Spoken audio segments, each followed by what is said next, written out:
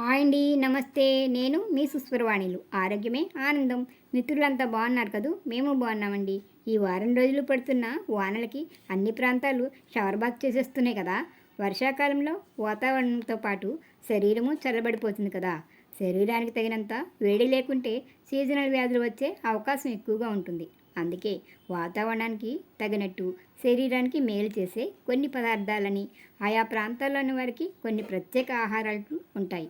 అలాంటి వాటిలో కోనసీమలో వర్షాకాలం, అది ఆషాఢ మాసంలో వారానికి ఒక్కసారైనా వివిధ రకాలుగా తయారు చేసుకుని తినే స్పెషల్ ఫుడ్డే ఉందండి.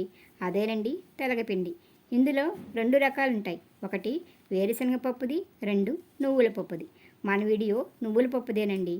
నువ్వులు గ్రైండ్ చేసి ఆయిల్ తీసేశాక మిగిలిన చెక్కని తెలపిండి అంటాం. దీనిని మీరేమంటారో కామెంట్ పెట్టండి. అలాగే నల్ల నువ్వులు ఆయిల్ తీసేస్తే వచ్చే చెక్కని పశువులకి పెడతారు, పాల వృద్ధి బాగుంటుందని. సరే, మరి ఈ కమ్మటి తీయటి తెలగపిండి ముచ్చట్లేమిటో తెలుసుకుందాం రండి.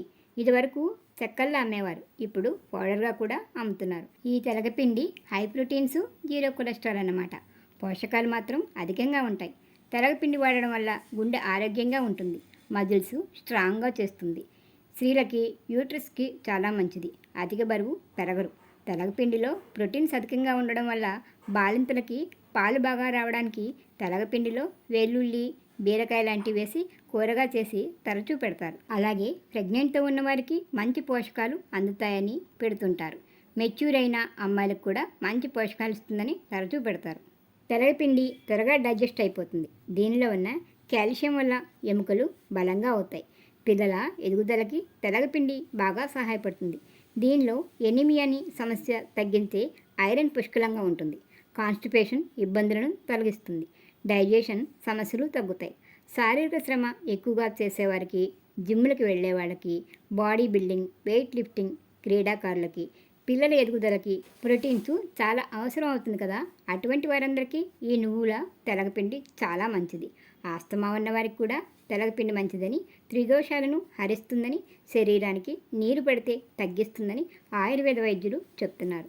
ఈ తెలగపిండి పౌడర్ని గానుగుల దగ్గర, కిరాణా షాపుల్లో, సూపర్ మార్కెట్లో అమ్ముతున్నారు. మేమైతే నూనె గానుగ దగ్గర తెచ్చుకుంటాం. ధర కూడా అందరికీ అందుబాటులోనే ఉంటుంది. ఈ తెలగపిండిని బీరకాయ, పొట్లకాయ, వెల్లుల్లి, మునగాకు, ఎండురొయ్యలు, సొరకాయ, పప్పు వీటితో జత చేసి వండుతారు. ఒకసారి ట్రై చేసి చూడండి. చేయడం కూడా చాలా ఈజీగానే ఉంటుంది. మేమైతే తెలగపిండి కూరకి జతగా మజ్జిగ చారుని చేసుకుంటాం. తెలగపిండి వేడి చేస్తుంది, అందుకే ఎక్కువగా తినకూడదు. రాత్రిపూట తినకుండా ఉంటేనే మంచిది. అలాగే తెలగపిండిని ఒకరోజు కూరగానే కాకుండా పొడి చేసి పెట్టుకుంటే ప్రతి కూరలను ఒక స్పూన్ వేసుకోవచ్చు.